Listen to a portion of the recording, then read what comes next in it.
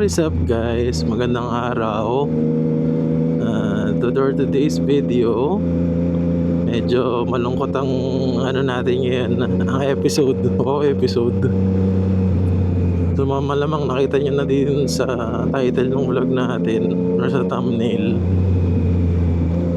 So ngayon ay pupunta tayo ng Bulacan dahil ibebenta na natin ang big bike natin na Triumph Trident.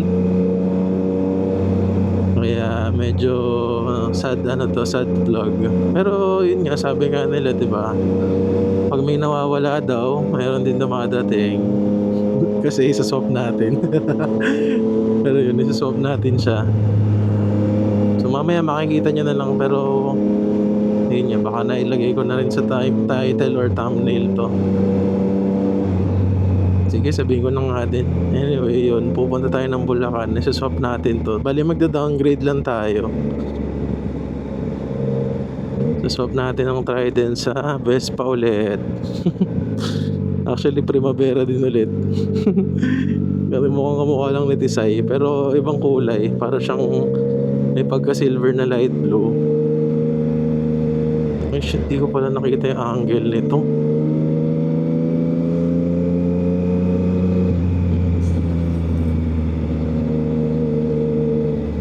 Yun, yung pagka-silver siya na light blue. Tapos ayun, 2021 year model. Nag-add na lang si sir ng cash. Ay, pinatos ko na. Kasi badly need ng cash din sa business. Tsaka niya para mapera na rin kasi hindi ko na rin masyado nagagamit tong big bike. Primavera na 2021 din. So, okay nga sana kung sprint man lang eh. Para maiba man lang, di ba? Kasi niya, since masinabol ko kasi yung cash eh. So, nag-go na rin ako. Medyo may accessories naman kahit pa paano. Kaya ngayon, dapat sa QC lang kami mag-meet sa Morato. Humirit kasi ako ng dagdag dun sa cash. Kasi ako na medyo maliit eh. So, yun, nagkasundo naman kami ni sir. Kaso, nag-request lang siya na baka pwede i-deliver na lang sa kanya. Papunta tayong Bulacan para doon na kami mag-meet sa SM Marilao. Medyo mahaba-haba yung biyahe guys. Hindi na ako masyadong dadaldal. Puputol-putulin ko na lang for update.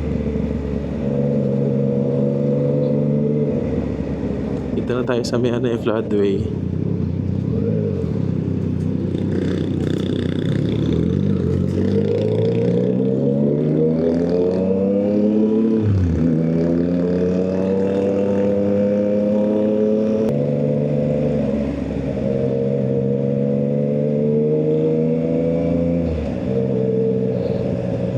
So, miss ko yung takbo na ito, tsaka yung tunog.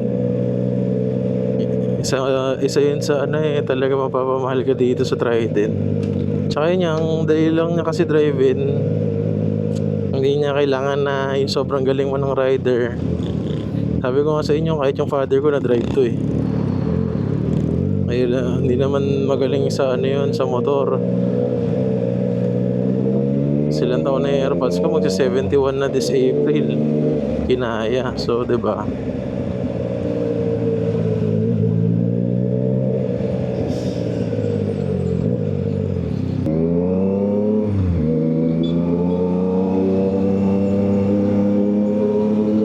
Sana na pala tayo dadaan, guys. EDSA na siguro, tapos expressway. May laman pa naman yung RFID ko, chinek ko. Kasya pa yun. Doon ako mag-Google Maps or Waze siguro pag nasa expressway na. Papunta na rin daw yung ka-meet up ko eh.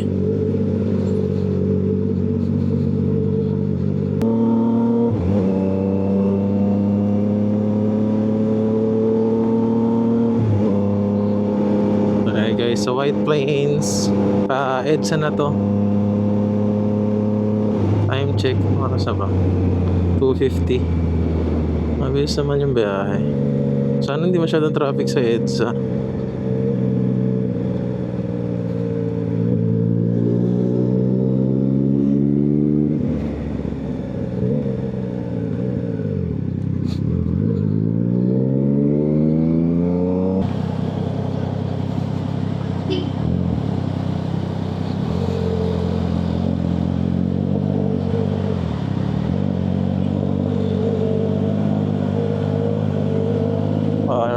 tayo. EDSA na dito sa may lagpas ng Cubao. Ay, grabe, sobrang traffic guys. Ang init pa. Ay, nako. Ang aga pa traffic na. Parang alas 2 pa lang eh. 23. Akala ko ba wala na sasakyan.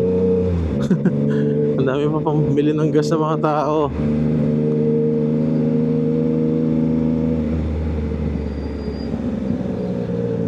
Mas guys, siguro bigyan ko na lang din ng konting context. Ba't ko na rin to binenta or sinuap or nilet go. Una, yun nga, medyo need ng cash sa business namin. Tapos feeling ko lang masyado siyang malakas for us, para sa amin ng AirPods ko. Pero doon nga, kahit naman malakas yung power niya, since mababa nga siya, tas nimble, madali pa rin siya drive-in. Feeling ko lang hindi namin personality din, kasi yun nga, more on chill lang naman. Tsaka yun nga, nabanggit ko nga sa mga previous content ko na more of adventure guy ako, adventure scooter siguro or adventure bike. Kaya ngayon ng big bike natin, scrambler eh. So yun yung isang reason. Tapos pangalawang reason. Tapos pangatlong reason, syempre alam niyo naman sa balita, wala mahal ang gas ngayon. So might as well, since yun nga, syempre mas magtitipid nga, di ba? Ay medyo mahal ang gas, malakas sa gas tong Trident kasi 3-cylinder to. Parang hindi ako lumalagpas ng mga parang 15 to 18 kpl lang ako, minsan less pa pag walwal. So yun, na-miss ko lang yung mga tipid, kasi yung Vespa medyo may tipid naman. Yung scrambler ko nun parang 25 pataas ako kilometers per liter. Mas yun, siguro yung last reason ko is medyo masakit mag-maintain ng big bike. Yun lang. Siyempre maintenance, para ka na rin nagpa-maintain ng sasakyan, ganyan eh. Kasi iniisip ko din talaga nun kung kailangan ko ba talaga ng 400cc up. Iniisip ko, hindi naman din ako sobrang madalas nag-expressway. Mahilig ako gumala, oo, pero alam mo yun, bilang sa daliri yung times na mag-expressway ako. Kasi yun, hindi rin naman ako makaalis ng todo, kasi nga minamanage din akong business. So iniisip ko, much better yung option yung scooter lang. So yun nga, nung ka-meet up natin, nung una nagset ako ng price, ang problema, hindi naman nabanggit ni sir na 15,000 yung odo. Tapos bukod doon, second owner na pala siya. Although okay lang naman yun, importante naman sariwa yung motor. Pero ayun, nakapanggilid na tayo na i-check ko pa mamaya kung isang set na o variator lang o kung ano man. Pero yung 15,000 odo, tas 2021 model, inisip ko kasi kung mabibenta ko yun, kasi inisip ko kung ibibenta ko man yun, kung mabilisan mga 150 kaya yan. Pero kung higher than 150 ay medyo mahihirapan na ako siguro. Pero yun nga, medyo naman siya, okay naman kasi may foot pegs na, although parang Shopee lang yun. Tapos may aux lights na rin. Dito na pala tayo guys, SM North, lapit-lapit na. So yun, may aux lights, may foot pegs na rin. Tapos parang nakabusinan na rin eh. Tapos yun yan, naka-set up na yung panggilid, naka-ceramic coating na rin ata. Okay, halos sasakyan na lang talaga. So yun, if ever naman guys, baka ibenta ko rin yun nga, kasi nga kailangan ko din ng cash. Kasi alang ang dalawa yung Vespa ko, Primavera pa pareho. Pero yun, baka i-post ko din yun agad. Pero yun yung in mind ko, mga 150, 160 ko siya mabibenta. May interesado guys, comment lang kayo. gusto ko talaga ng ADV 160 guys. Kung talagang sa magtitipid lang ako, baka ATV 116 top of mind ko talaga ngayon eh. Pero yun, sana hindi naman ako mawawala sa Vespa. Sana yung mga followers ko dyan tsaka yung mga nanonood manatili pa rin kayo sa panonood guys, dahil tuloy-tuloy pa rin naman yung mga adventures natin. So yun guys, ito na ako sa EDSA. Dumaldal na naman ako, haba na naman tong vlog. Biyahe lang ako konti, so update ko kayo pag nasa expressway na ako.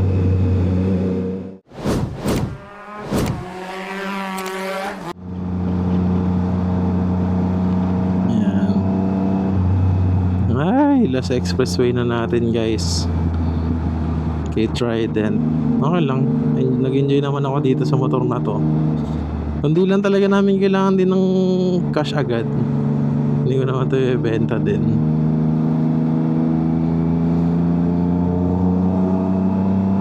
Pero yun, unting hataw-hataw tayo. Ngayon lang natin ito magagamit. Ang grabe yung tempo, laki ng binaba nung nawala sa traffic. Kanina 9 bars na ata.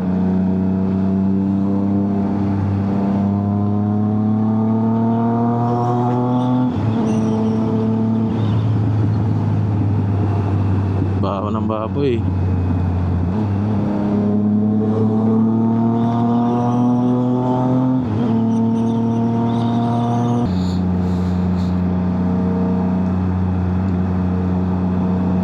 Yeah, bilis lang. Dito lang tayo sa may Kawayan mag-exit eh. 1.5 kilometers eh.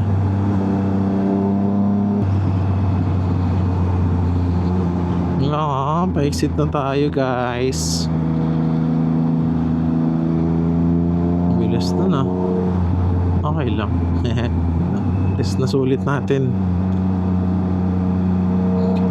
Sakto na bilis na tayo guys ha. Hindi tayo nagkamote.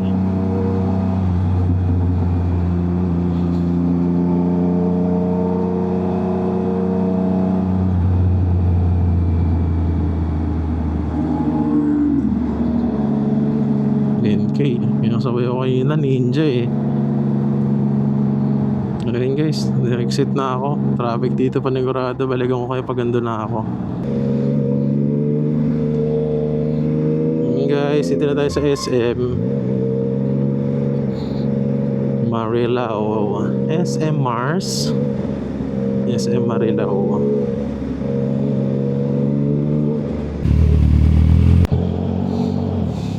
Guys, dito tayo sa SM.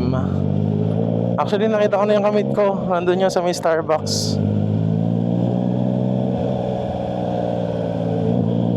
Ay, saan ang parking? Ay, hindi na dito.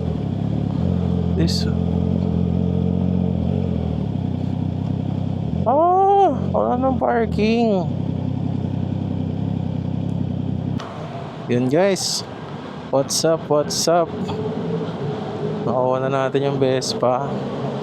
Ay na parang lugi lang, bad trip. May mga didineclare yung may-ari. Hihimo. Ay na, pundido na pala yung aux lights. Gara. Yaman na, kailangan ko ng kasya yung may-ari oh.